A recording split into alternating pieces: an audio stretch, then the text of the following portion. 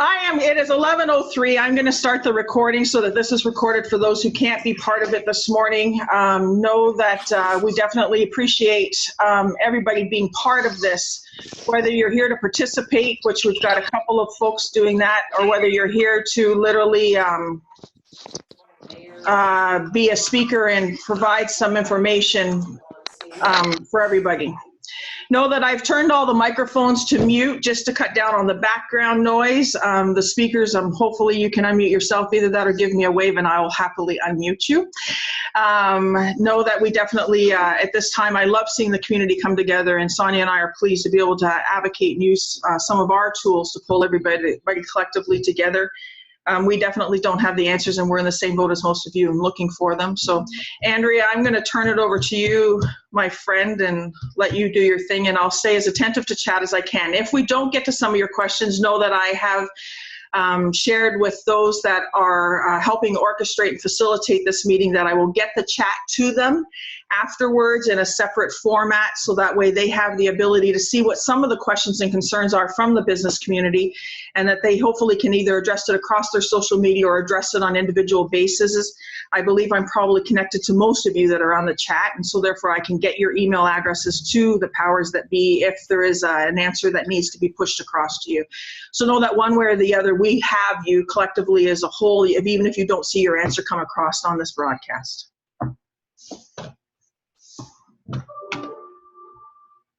You have to unmute yourself. Oh, there you go. There you go. I unmuted you. You're good. Okay, thank you.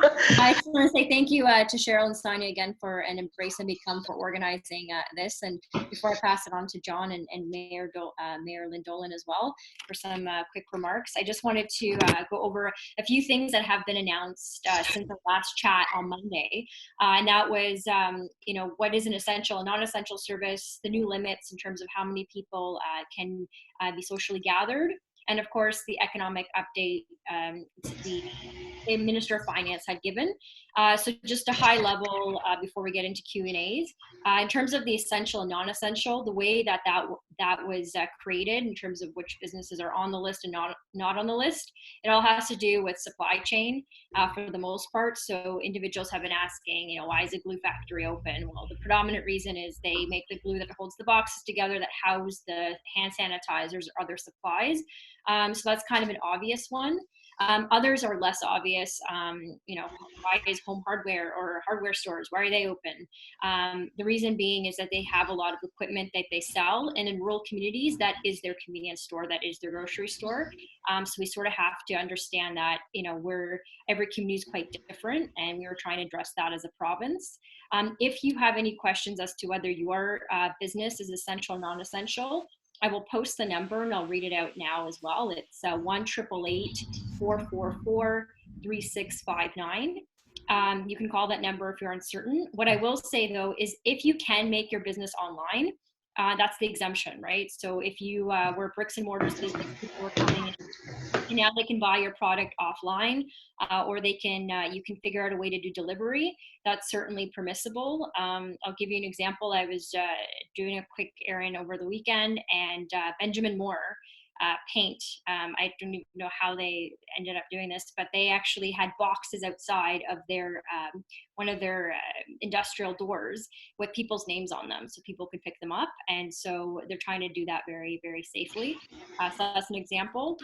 The other number I'll give you is if you ever have any questions anytime, whether it's mental health supports or someone in the community that needs food delivery or financial help, 211 is the number you call. Again, 211, pretty straightforward. And so that is a direct line that the province has set up that can help triage any inquiries. So if you or somebody that needs that help, please give it to them.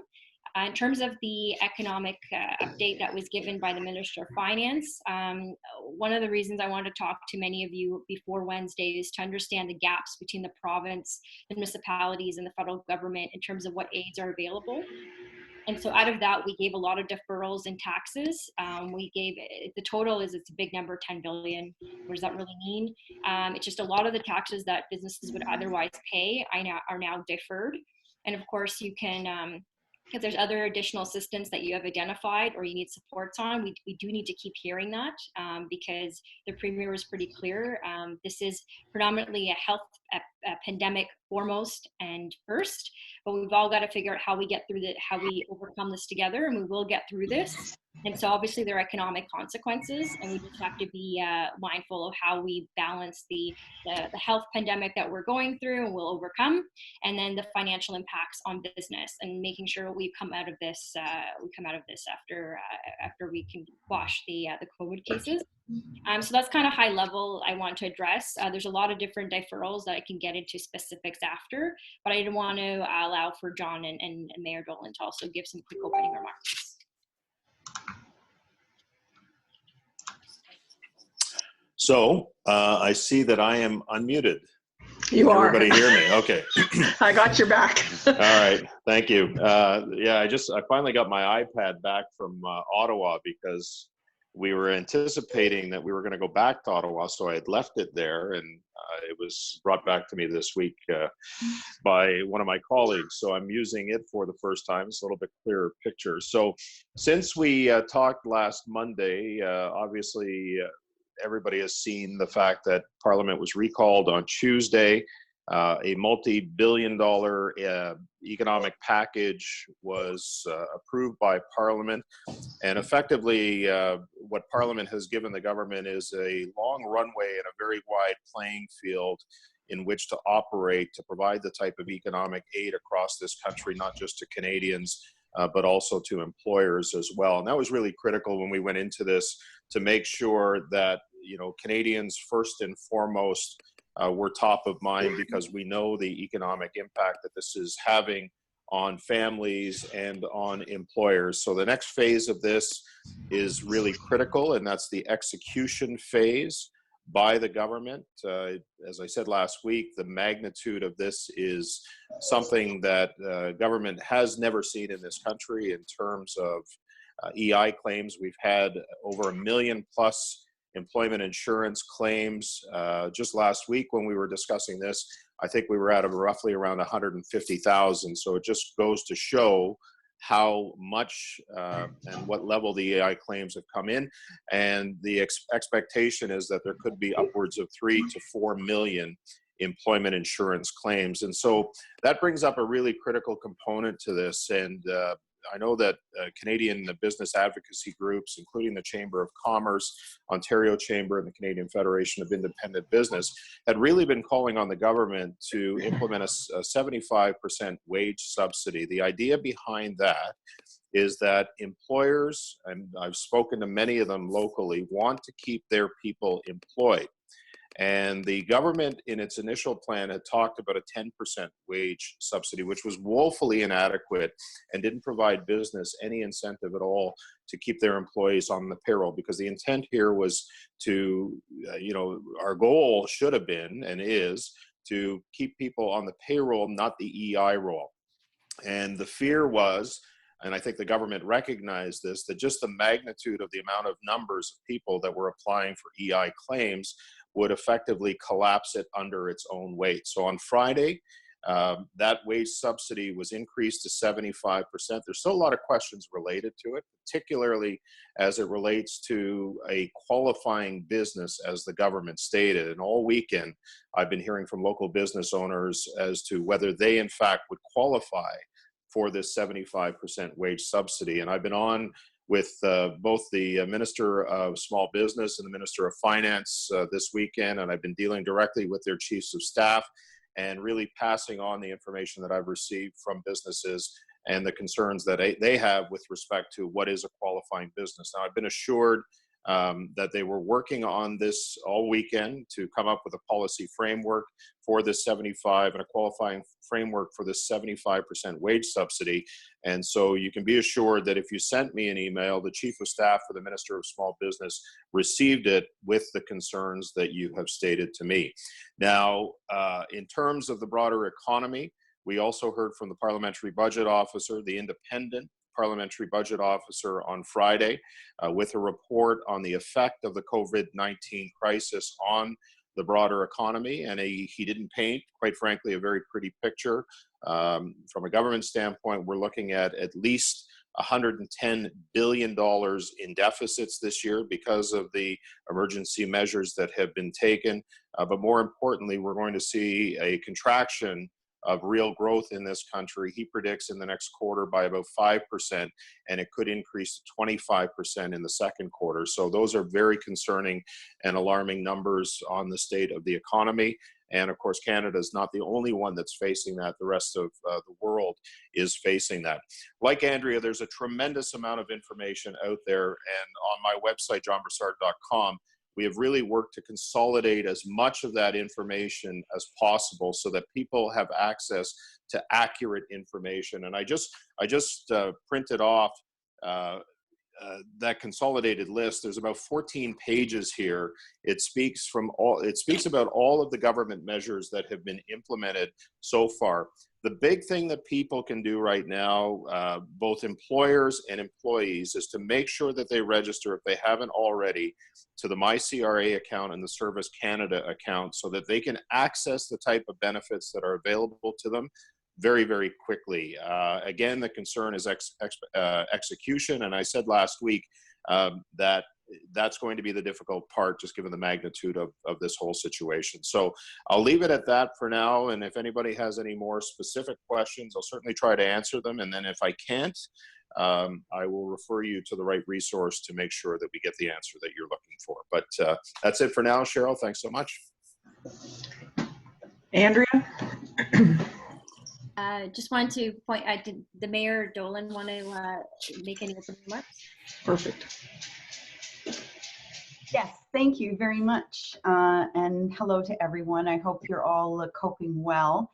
I wanted to point out there are many members of council here on the call today. We have Deputy Mayor Dan Davidson, Councillor Van Berkel, Councillor Fowler, Councillor Arsetti, and Councillor Payne.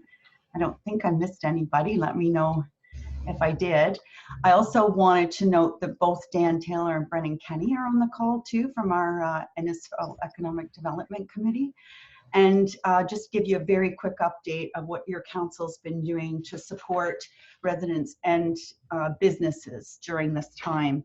So we had our first virtual council meeting last Wednesday, and it was pretty historic, and I want to thank the provincial government for acting so quickly to allow it to happen. Up until emergency legislation was passed by the Minister of Municipal Affairs and Housing, it wouldn't have been legal for us to have a council meeting in that setting. We would have had to have had the majority of council in a public forum, and then only people that were not counted as quorum could join online. But that's been changed. So we were, and we had our very first electronic meeting through Zoom, similar to this. It went very well. We didn't conduct a whole bunch of business. It was our first trial, so we wanted to make sure that everybody was comfortable with the technology, knew when to mute, knew when to unmute. And we also, through our great IT team, we had it, you could tune into the YouTube channel, actually watch the proceedings. We had over 50 people who attended and watched. And so basically there were a few initial things passed for that should be of interest to you. And one of the main piece is that council agreed that the interest and penalty charges on property taxes would be waived from March 1st through to June 30th. And what we did also was gave delegated authority to our treasurer to extend that by a further 60 days, should that be required. We all don't know how long this is going to be with us, so we're hoping for the best, but preparing for the worst. We also approved that in services that the same will happen with interest and penalties on water and wastewater. For the same time period from March 1st through June 30th. And we know that InPower is also looking to similar changes to allow the penalty and the interest to be waived. The difference between the property tax and the water, sewer, and hydro is that hydro is asking that you actually reach out and request assistance as opposed to just automatically giving that to each person. So I would note that for people. And also thank the province for listening to residents and advocating for the time of use rates over the next, now I'm going to guess, was it 45 days, I think was the correct amount of time. So that would be the off-peak rate. It would be charged all of the time. And that is for small business, farms, and residences.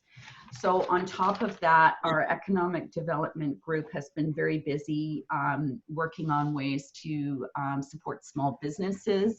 They came up with the food delivery service to help small restaurants still be able to access or be able to do the takeout and delivery. Also, the Innisfil transit vouchers that you can download, and that will help you also as far as the delivery service if you need that, or if you need, it'll take you to essential services such as restaurants, grocery stores and pharmacies. And of course, the 211 service that Andrea already talked about is something that we really appreciate as well. I did see someone on the call from Nottawasaga Futures as well, and I know that we're partnered with Nottawasaga Futures, and they're offering some loans. And other than that, we're working on a map that you can update now. So any business that that you're still operating either virtually or any service that's still operating, Innisfil Accelerates has a map, so you should check it to make sure you're on it. And other than that, that's mostly business. On a personal note, if any of you have people that you're trying to entertain at home, our Innisfil Idea Lab and Library has been doing some fantastic work, all kinds of virtual things. You can access 120,000 ebooks, movies, magazines, and of course a lot of those are tutorials. So you can use this time to upgrade your skills. And I would also add that our staff at the Innisfil Idea Lab have been called to action, and we have the 3D printers busy making pieces for surgical masks, and we're shipping those parts to a company in Kitchener-Waterloo who are then assembling them and sanitizing them and getting them out to our healthcare professionals. So lots of moving parts right now, everybody doing exactly what they can do. And I would just point out one thing that I think is what is going to make Canada and Ontario and Innisfil overcome this is the fact that all three levels of government are working so seamlessly together. Everybody is doing their part. And if I could also say, everybody is staying in their lane. It is a little frustrating that, I'll get somebody calling, wanting me to close a business or to overdo other powers. But I think I'm sure you're all looking, missing hockey a little bit. So if I can use that as an analogy, a successful hockey team, not everybody rushes to the puck. People stay in their positions and they play their positions. And if everybody concentrates on what they do best, then the team will be successful. So we're concentrating on what municipalities should do. And we know that Andrea and John have got our backs in the other two levels of government. And that's what's going to get us through this. Thanks for allowing me the time. Perfect. Andie, I don't know if you have anything you'd like to offer based on what's been shared. I've unmuted you, my friend. Oh, thank you. So from Nottawasaga's point of view, what we're doing is we're trying to work with local businesses in direct conjunction with our mandate from the federal government, and also work within the mandates of the provincial government. So right now, what I would say to small businesses is if they are bankable, to definitely proceed to their banks to see if they can, you know, apply for that, the one that was announced last week, the 40,000.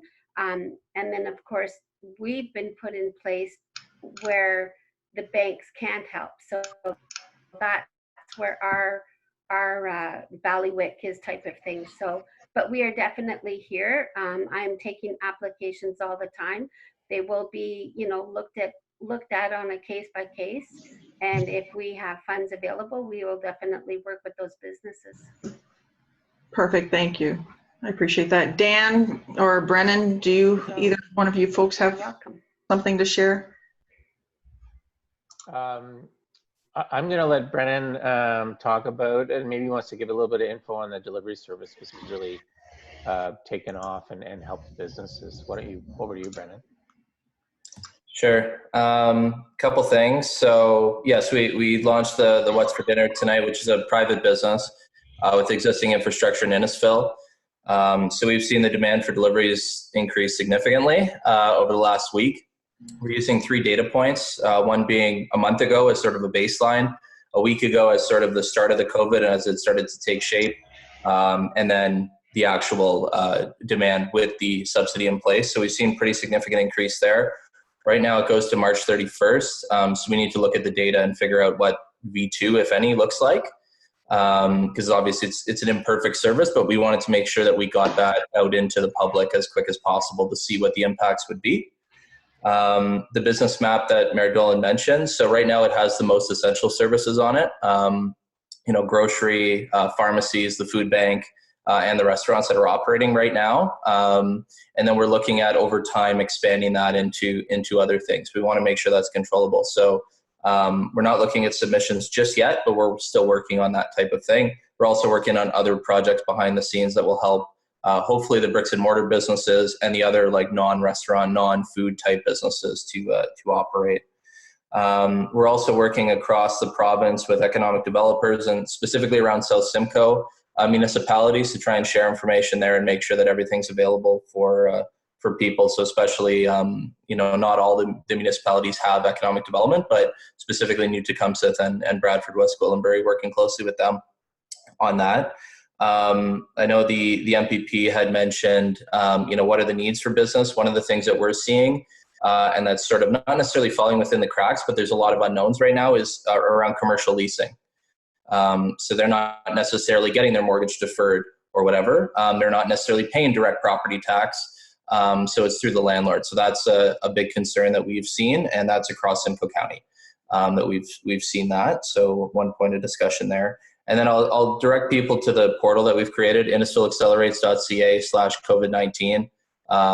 That's where all the information is going there. And we're working as a team because there's a lot of information from the federal, the provincial, private, banks, everywhere there's sort of information coming. So how do we sort of make that a little bit more user-friendly, a little bit better of a customer experience for people? So looking at the information and trying to, you know, filter that down into how does this impact certain sets of people? Are there multiple programs that they should do it? What order should they do it in? Andie had mentioned, you know, the $40,000, you know, from upper levels of government versus the $10,000 from Nottawasaga. How does that work? So those are the things that I think we're focusing on and trying to get as many services out as possible. And we'll continue to do that throughout. Good, and I appreciate that. Thank you. Andrea, is there a source for our Barrie friends? We have a lot of Barrie business owners on site with us here rather than just Innisfil and Alcona. So the Barrie Chamber has been really great at helping local Barrie businesses. A lot of resources that you can get through the Barrie Chamber. And of course, you can reach out to John and myself too if you have any questions. John's on the line here as well.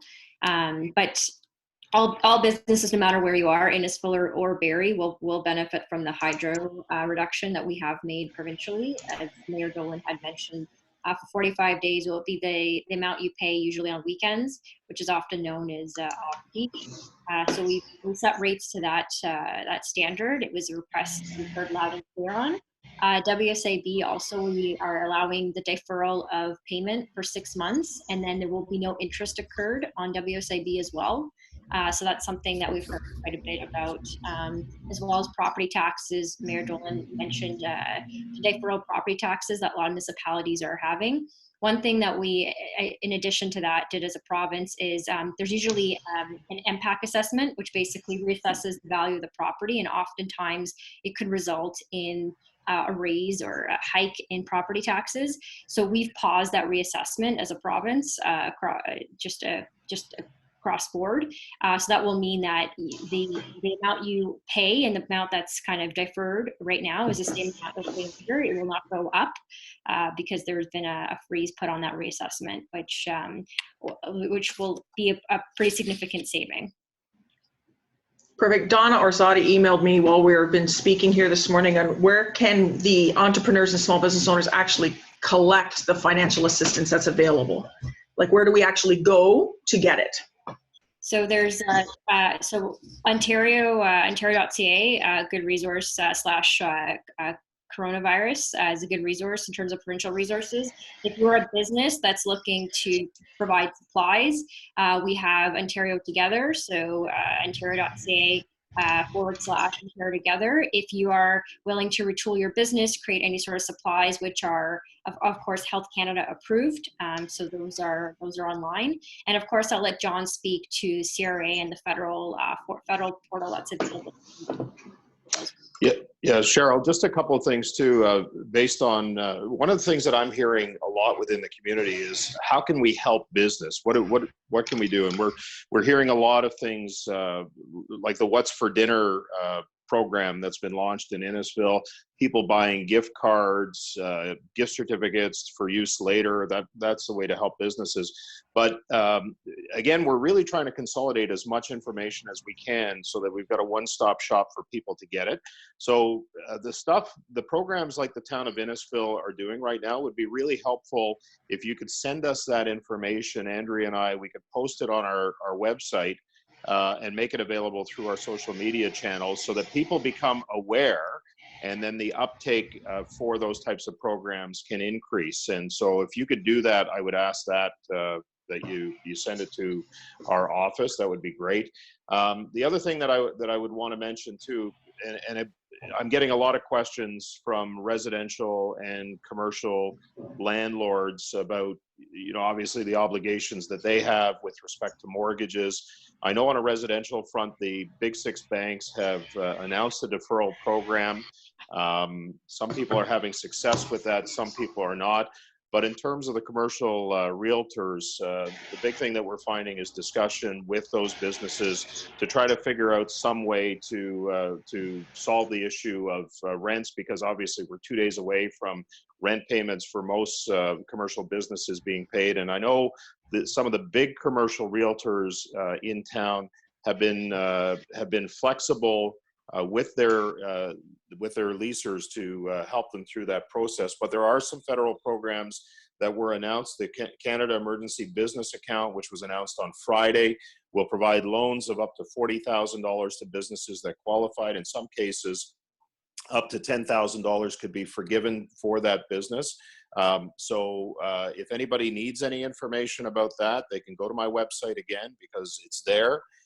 In terms of the application process, but also through my office as well. And I know the last thing that businesses want to do at this point is to incur more debt. But if the federal government is allowing and giving liquidity to these businesses to help meet their obligations, especially if it's interest-free for a year, then the opportunity is there to take advantage of that. So I would suggest that to people if they need it. And again, a lot of that stuff you can apply through, if you haven't created a CRA account, the first step is to create a My account on CRA. John's been mentioning this, and it's on his website as well, in order to be able to access those funds in April. But if you don't have an account now, you could go and create an account so that by April, all you have to do is log in and then fill out the application. Yeah, and I really want to stress the point of how important it is for not just individuals but businesses as well to establish those accounts, because that is really the first point of access for any of the emergency funding that will be made available to people. So you have to do that in order to gain access to those funds. And I can tell you that there's a very simplified version that has been created. It's not a long process, but it is a necessary step in making sure that you receive the funds as quickly as possible, not just for employers, but also for people in the community who have unfortunately been laid off as well. And in terms of a lot of the provincial deferrals that I referred to, so things like the employer health tax deferral, tax, fuel, gas, insurance premium tax deferrals, retail sales tax, insurance contracts and benefit plan taxes, all those will be automatically deferred, including your property taxes. So there isn't anything or any portal you have to go to online.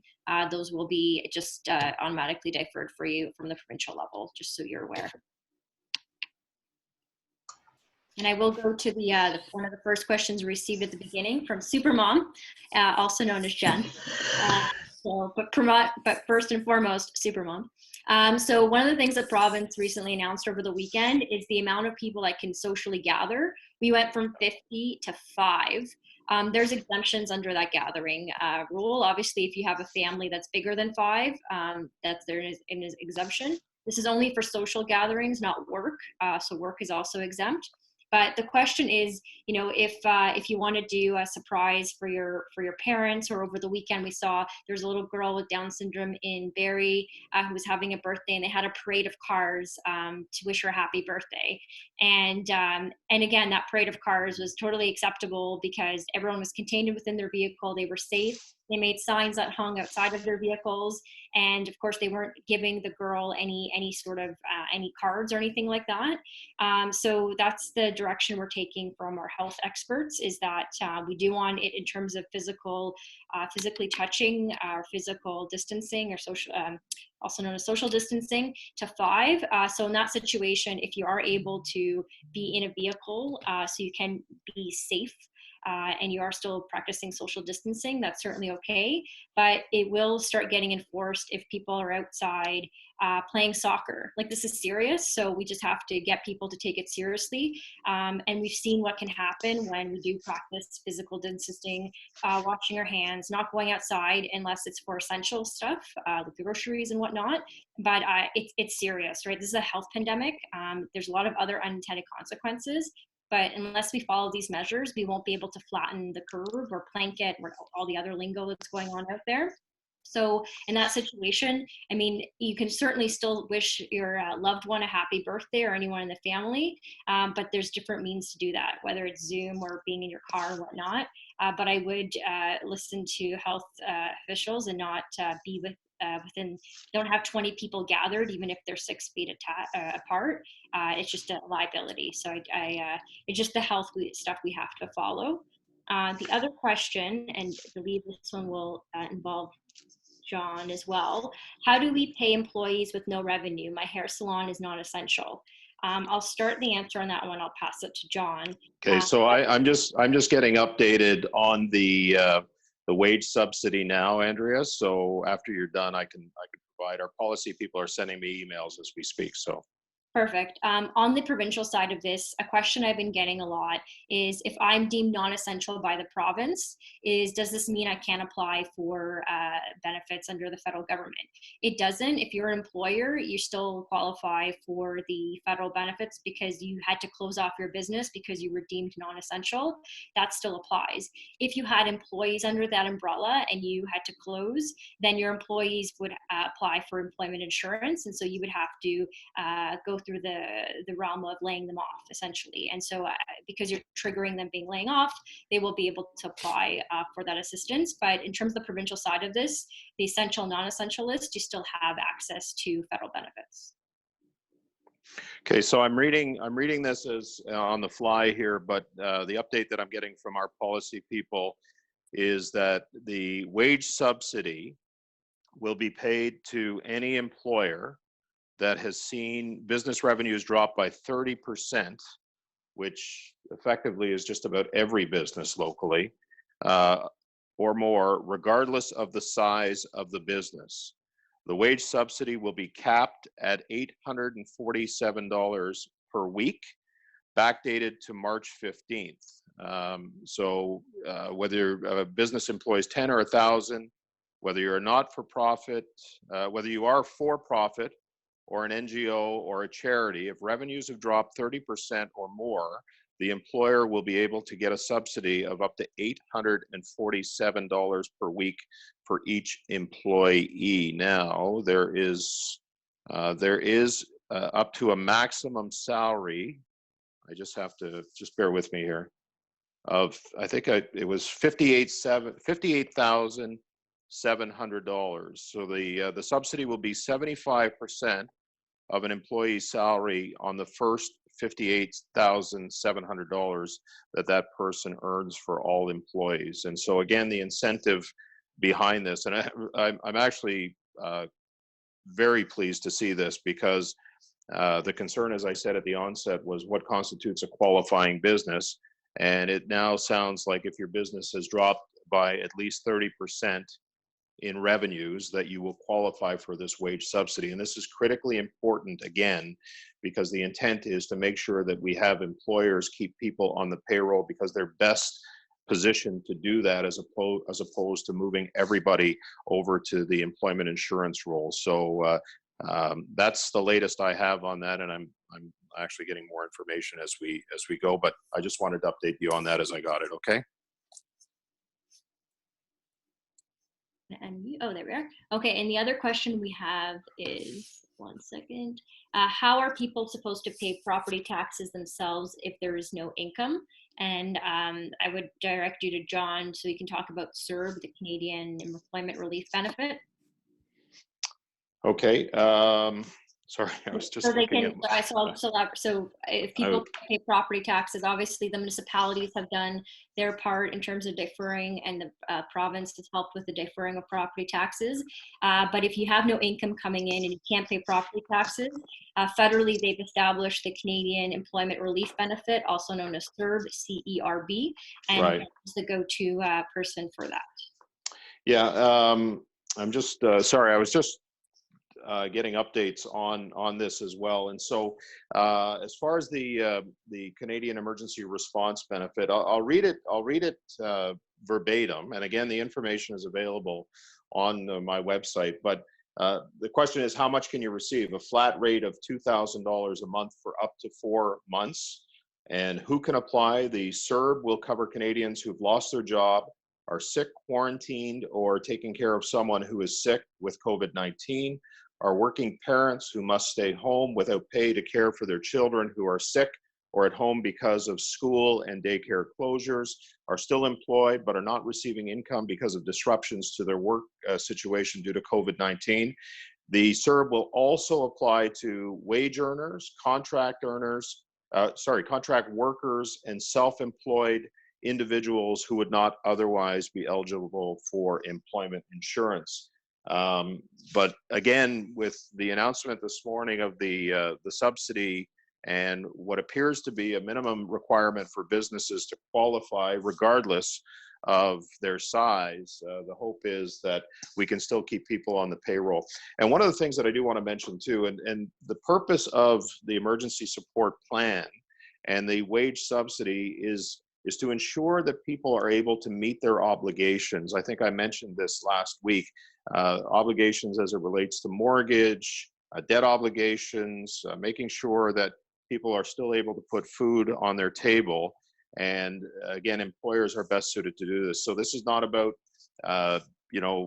this is about overcoming the near-term part of this crisis and the impact that it's having on the economy and employment as well. So it looks like the government has listened not just to business advocates and organizations, but also listened to some of the proposals that we were putting in over the weekend as the policy was being written. So I'm very pleased to see that. And I think that will not just help local businesses, but it will also make sure that people are getting the income that they need in order to meet their obligations. So.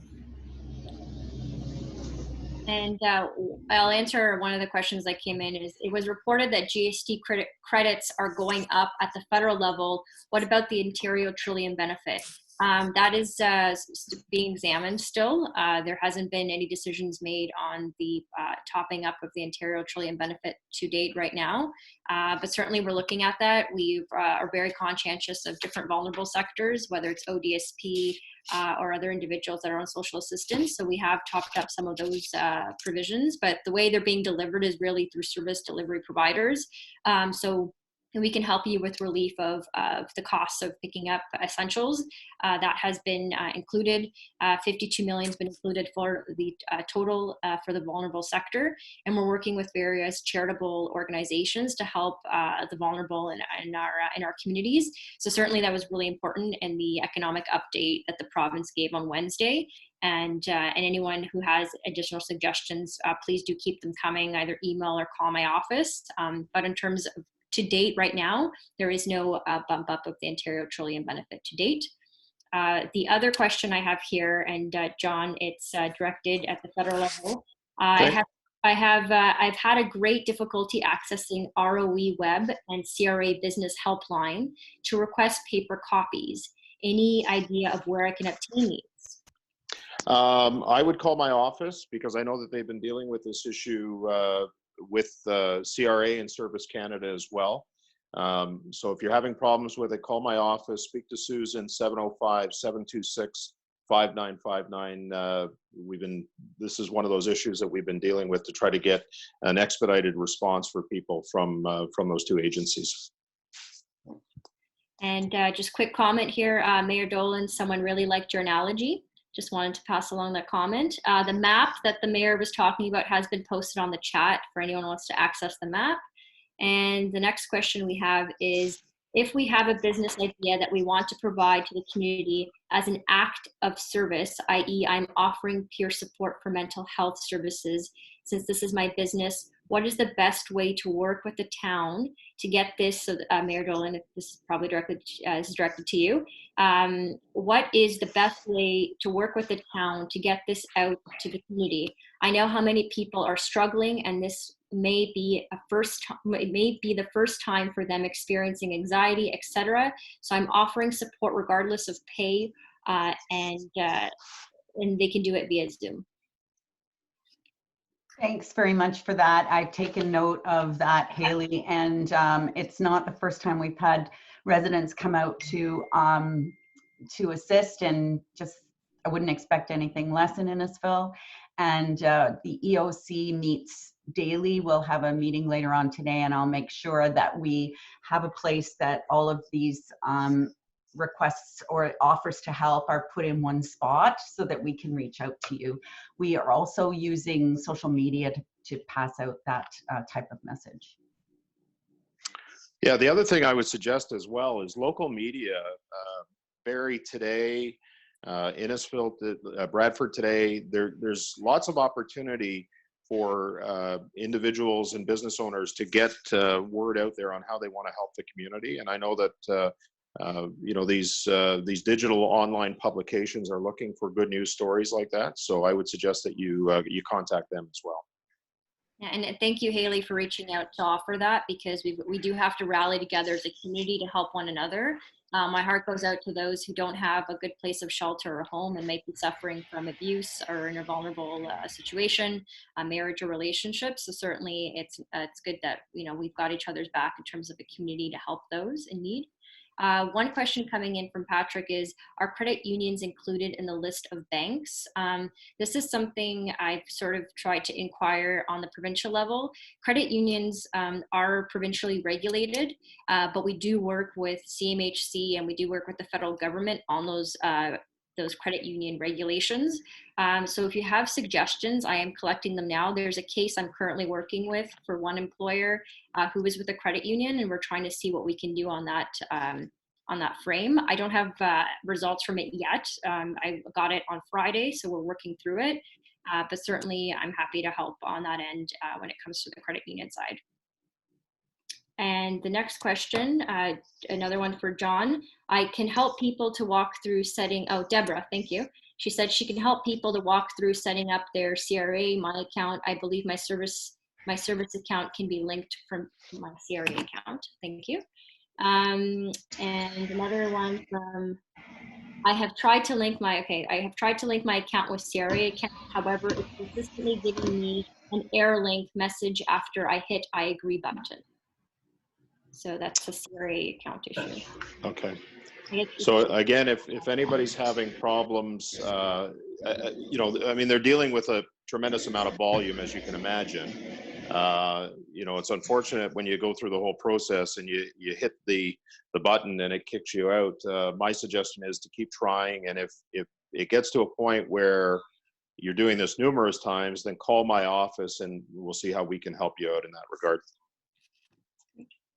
And another question we have here is, can someone explain to me how the banks, while deferring mortgage payments and credit payments, are still going to make you pay back the interest, if you understand this right? So interest on mortgage payments. That's at the Bank of Canada, but I'll let John talk about that.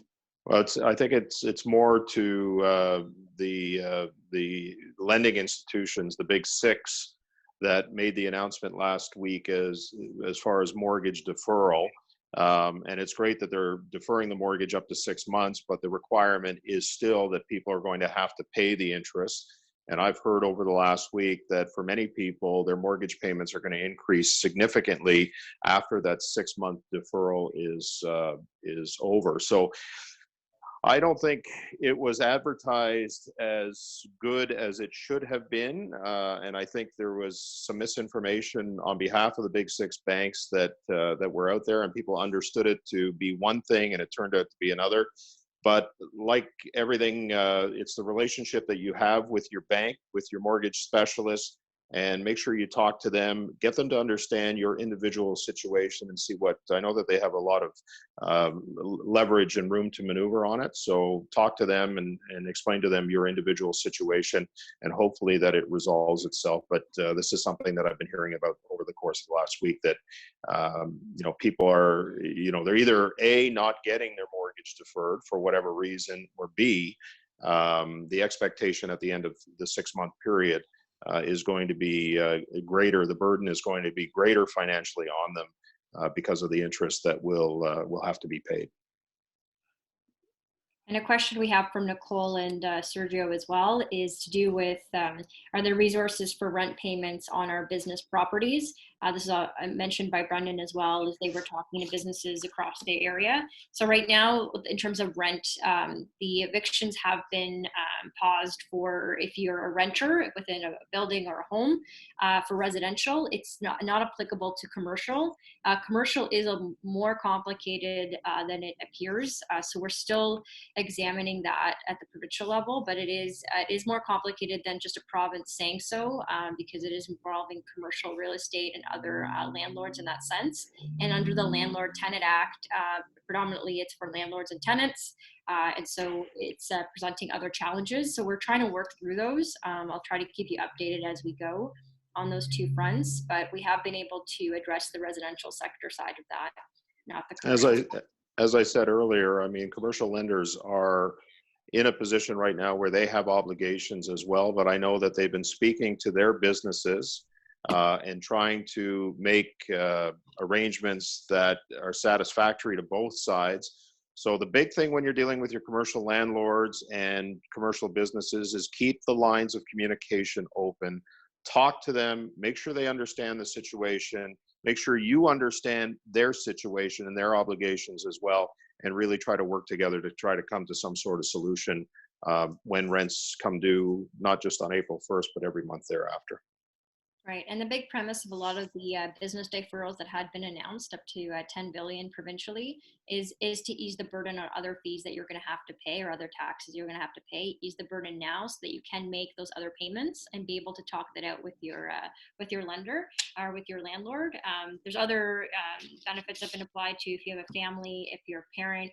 You can apply for child benefits as well, which will help you with your household expenses. And if we can relieve those household expenses for you, it means you have a little more liquid capital, just a bit, to help with other things like the business side of the expenses. So we're sort of trying to work with this all, and this is where the municipal level, the provincial and federal level have to come together, because each and every one of us is trying to do something to ease the burden on some part of your finances, and eventually that will pay dividends in certain pockets. We can't do it all. I think the expectation here has got to be, we've got to work as a community and work something out person to person to make some of those agreements and things that those things happen.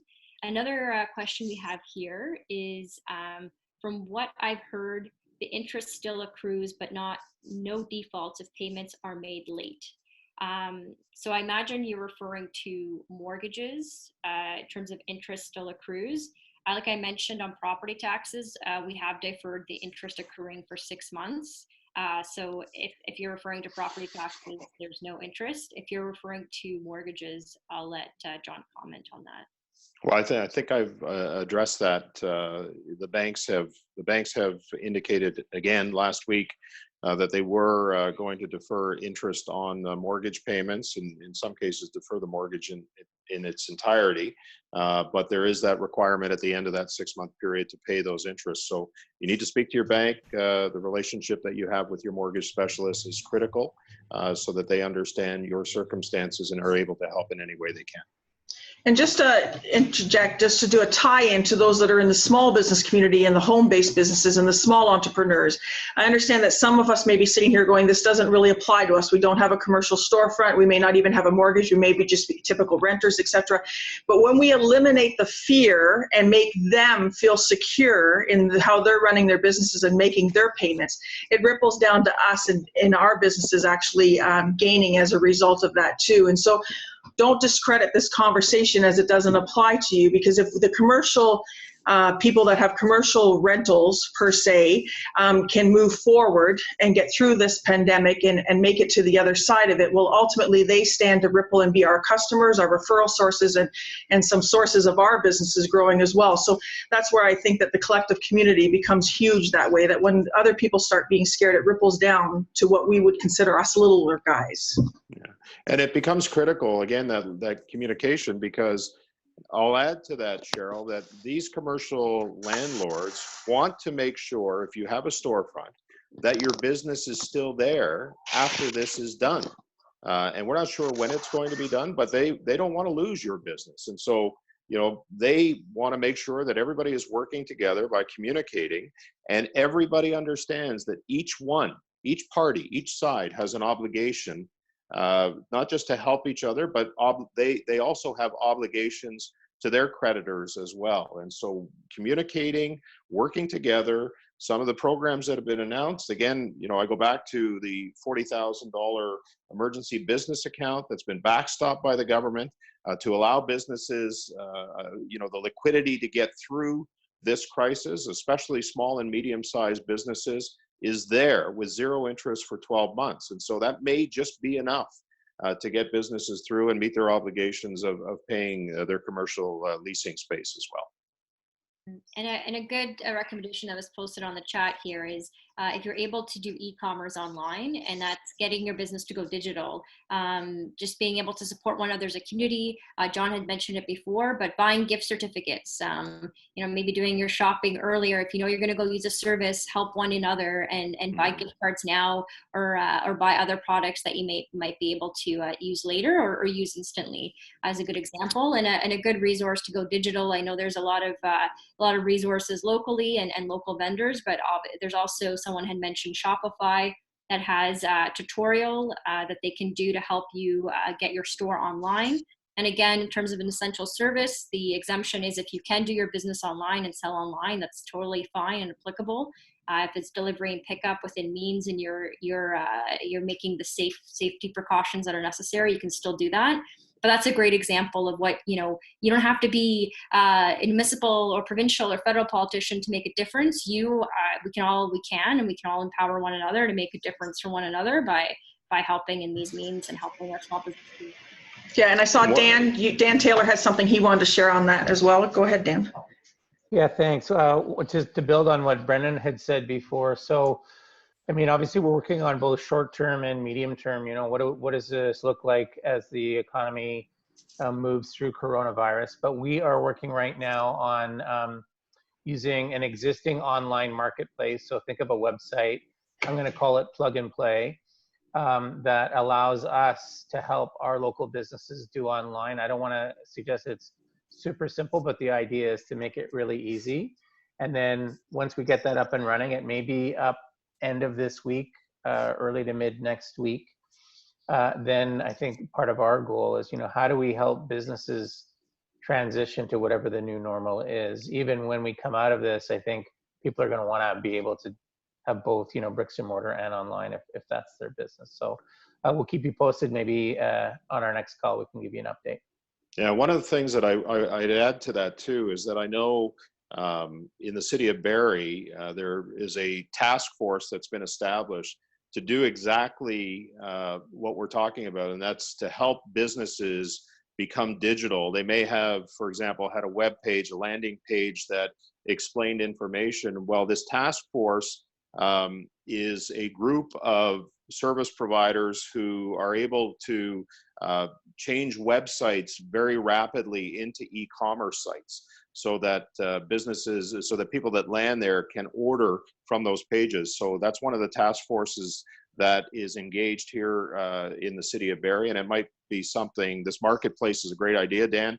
There might be an opportunity to share information or to get information from Invest Barrie on what they're doing in order to facilitate and accommodate this switch from bricks and mortar to an instant e-commerce site. And it's very simple to do, apparently, and but it's an opportunity that exists for bricks and mortar businesses as well.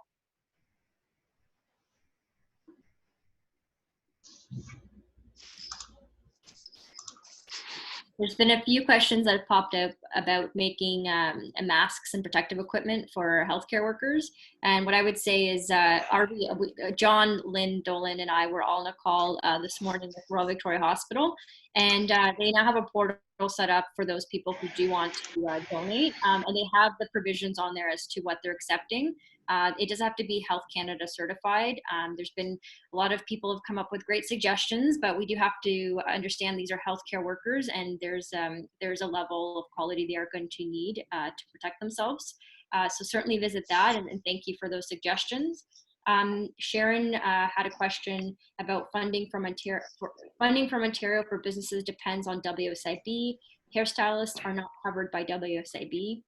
That's true. So that particular benefit would not address you, Sharon. And certainly, a lot of these things aren't meant to be a catch-all for provincially. We're trying to fill gaps that we've noticed are not covered by the federal government. Our focus has been protecting jobs, while the federal government's focus has been income supports. And certainly, there's been a lot of efforts done on the municipal level as well.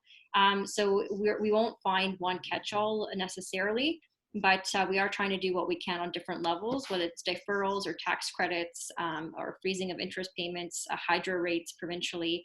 We've also put in $100 million through Employment Ontario. If you're looking to upgrade any sort of skills or trades or what have you, or anyone that you know that is interested in that, that's available through Employment Ontario. It's an opportunity to skill up or learn a new skill while we're going through this, so you can come out of it ahead. So those are just some tips on that side.